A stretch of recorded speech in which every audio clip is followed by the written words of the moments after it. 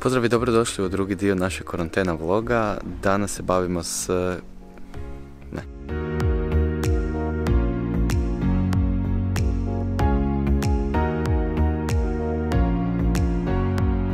Pozdrav i dobrodošli u drugi dio našeg Korontena vloga. Danas se bavimo s više različitih lokacija po svijetu i nadamo se da će vam se to svidjeti. Prva lokacija na koju odlazimo je Irska, gdje je naš prijatelj Vatroslav.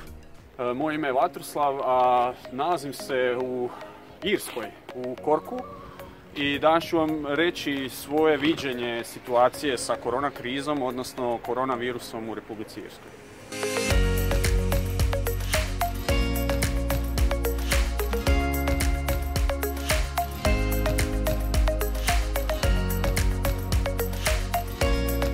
Dakle, kao što možete vidjeti, ja se nalazim u jednom od gradskih parkova, točnije u Top parku. To je park koji je zapravo najbliže mom mjestu stanovanja u Korku, kući u kojoj živimo moja djevojka i ja. Zašto je to bitno? Zato što otkako je uspostavljena karantena u Irskoj u ponoć sa 27. na 28. ožujka, uspostavljeno je pravilo o tome da se stanovništvo ne kreće, odnosno zabrana kretanja izvan područja od 2 km od mjesta stanovanja. Osim u slučaju iznimnih okolnosti u smislu odlaska na posao ili odlaska u kupnju. Evo, vjerojatno je ista stvar u Hrvatskoj. Ovo je red trenutno pred Aldijem, znači možete vidjeti dolje su označena mjesta sa 2 metra razmaka. Uz sve standardno u trgovini dezinficijense, također hodanje sa razmakom i pleksiglase na blagajni. Eto, što se tiče moje situacije s poslom, ja sam imao sreću u nesreći da sam posao svoj treći po redu u ovih 9 mjeseci i konačno, nadam se, jedan stalniji, dobio u Appleu taman prije nego što je karantena uspostavljena, dakle 19. ožujka.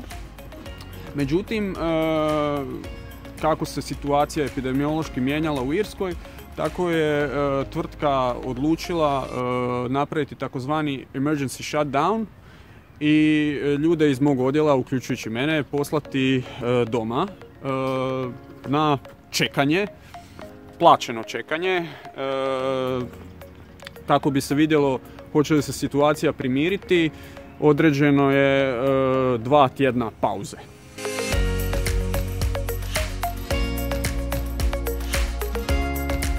Ono što je meni stvorilo nelagodu u cijeloj toj situaciji novonastaloj je bio pritisak koji smo vrlo brzo osjetili oko donošenja odluke hoćemo li se prvim avionom doslovno vraćati u Hrvatsku ili ćemo ostati u Irskoj pa što bude. Stvar je u tome da je irski zdravstveni sustav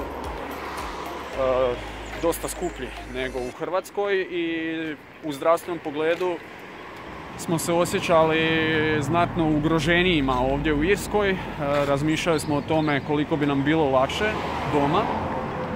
Međutim, razmišljajući o gospodarskoj situaciji u Hrvatskoj, procijenili smo na svoju vlastitu odgovornost da ipak ćemo pružiti šansu ostanku, pa kud nas to odnese. 16 paranoia-filled days later. Danas je 25. dan od uspostave karantene u Irskoj, a jedan od načina kako ja provodim svoje slobodno stay at home vrijeme je igranje retro naslova, kao što je i ovaj remake Crash Bandicoot Insane Trilogy, igrica koja je izašla, mislim, prošle godine. Nadam se da uglavnom da ste svi koji pratite ovaj kanal dobro, da se pridržavate mjera, bilo da ste u Hrvatskoj ili u inozemstvu, jer su te mjere uspostavljene da bi se zaštitilo sve nas. I eto, pozdrav iz Irske. Druga lokacija na koju idemo je kod Lidije u Australiju. Ona će nam dočarati kakva je kod njih bila situacija za vrijeme korone. Hello from Sydney, Australia. I'm on my second walk for the day because it's really not much happening here at the moment. It's really quiet. As you can see, I've got the track to myself. Sun's out. It's a glorious day. It's currently 5 o'clock. And we've been in lockdown isolation for officially about 3 weeks. And it's been interesting. What have I been doing? Well, currently unemployed. Most of my jobs are just on stand down at the moment, which is fine because I'm at uni and have a lot of catching up to do. So, been doing my assignments and stuff. So, it's pretty crazy times. It's just some people running, looking at me like I'm crazy. That's fine.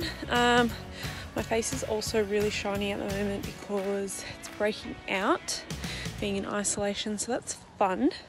So put some face oil on, skincare 101. I haven't really been doing really that much other than staying at home and cleaning.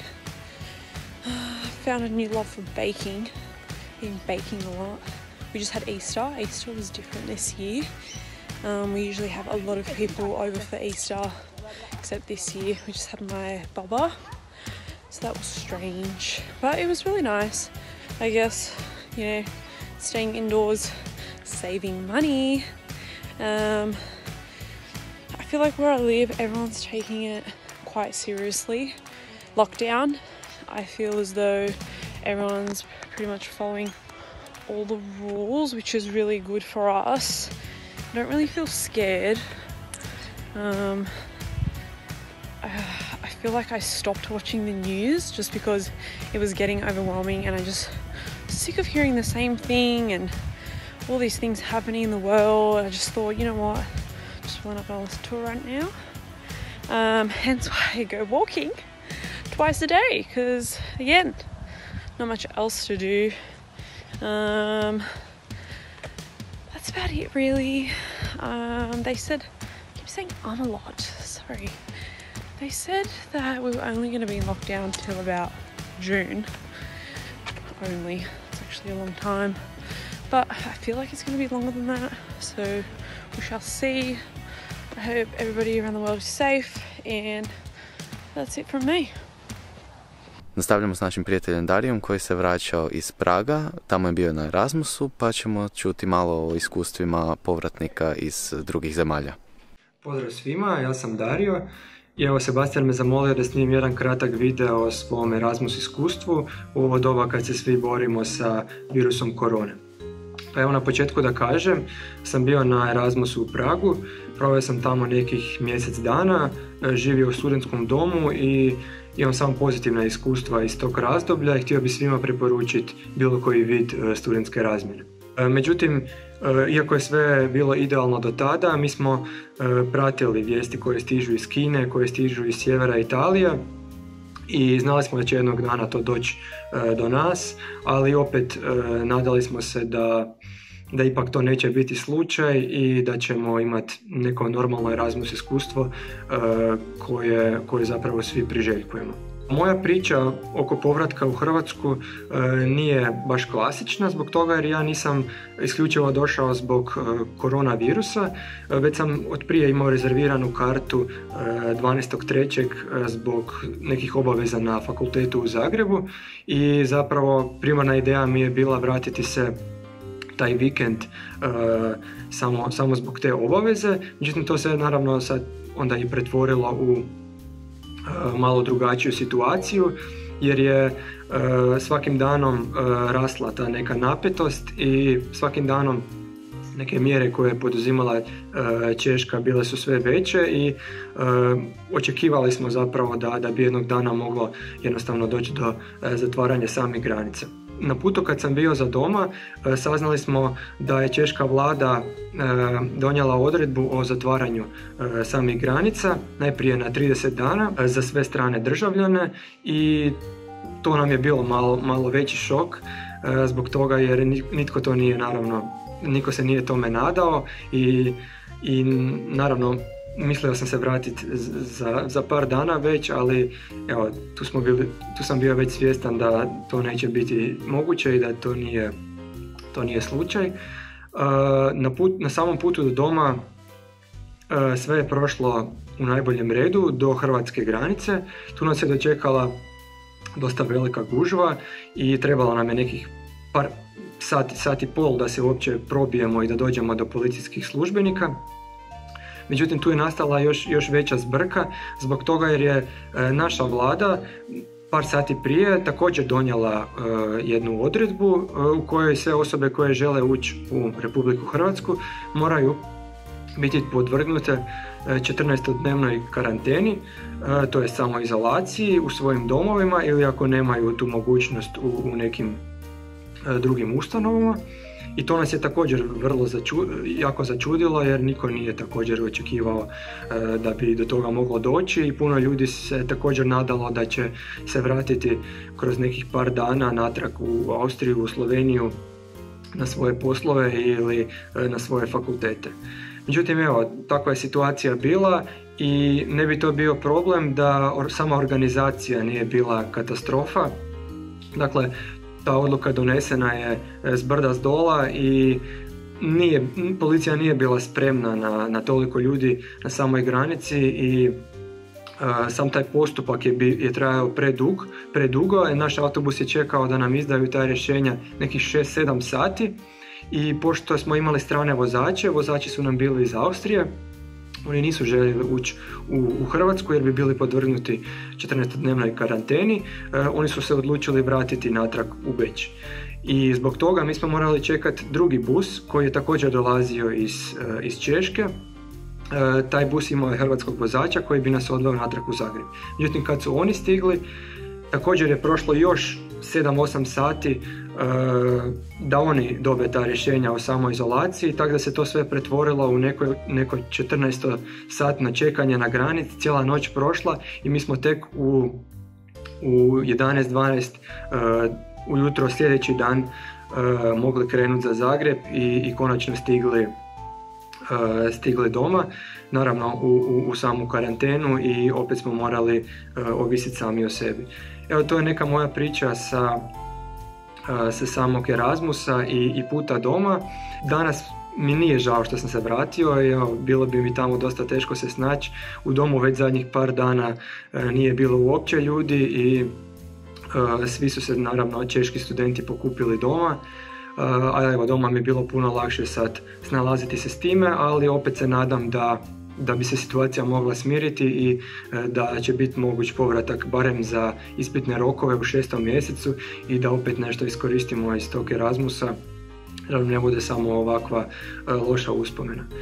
I također bih volio reći svim studentima koji su se našli u ovo doba na Erasmusu da gledaju malo pozitivnije na sve te stvari, da će imati jednu super priču za ispričati jednog dana i također da to iskustvo će sada biti neprocjenjivo i ovih mjesec dana možda koji su iskoristili da ne shvaćaju tako olako i da je to sigurno bila jedna super avantura i super priča koju će jednog dana moći ispričati. Evo, to je bilo to od mene.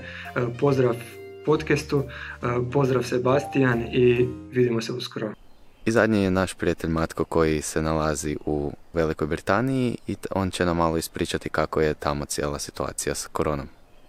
Dobro kolega, ovako stoje stvari. Čini mi se da nije ništa previše drugačije nego drugdje.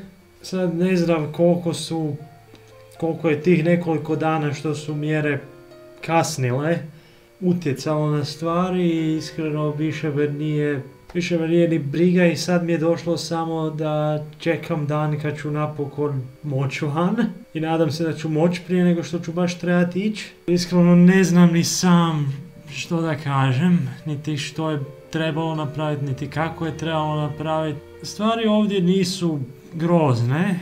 Za sada je ovdje krajem travnja u Southamptonu oko 400 i nešto potvrđenih zaraženih.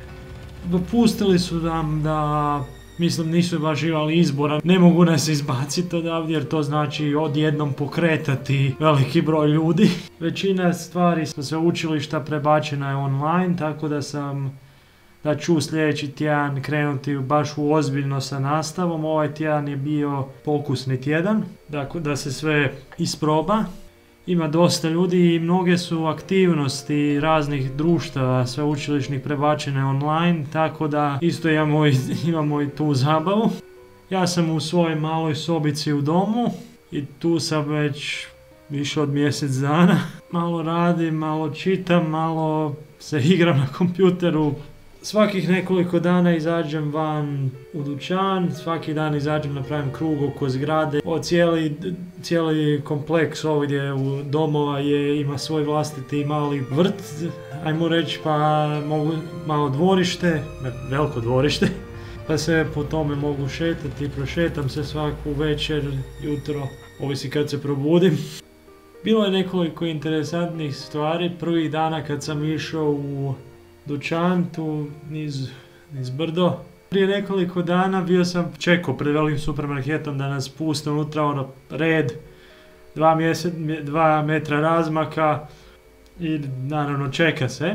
I onda ispred mene nekoliko ljudi priča. Dobro, dođe red, uđem u dućan, obavim kupnju, izađem van.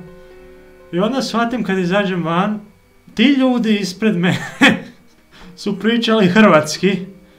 A ja uopće nisam percipirao. Sad je sve dobro, domovi su otvoreni, ako će trebati, ako avioni neće raditi, mogu ostati do jeseni, jer da će me više koštati, ali što je tu je. Ako će baš morat, mogu pokušati naći drugi smještaj sa kolegama koje sam ovdje upoznao, vidjet ćemo što će biti. Nadam se da ću se moći vratiti u lipnju, nadam se da ću prije toga moći.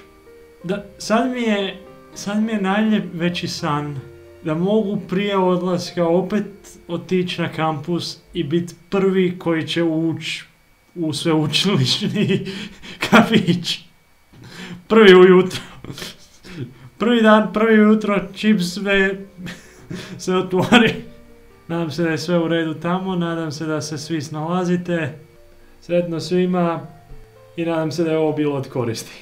To je bilo to za danas, hvala vam što ste gledali, možete se subscribe-at, share-at i lajkat. I u budućnosti će biti više takvog kontenta na našem kanalu, tako da se nadamo da ćete ostati s nama i da ćete nas pratiti.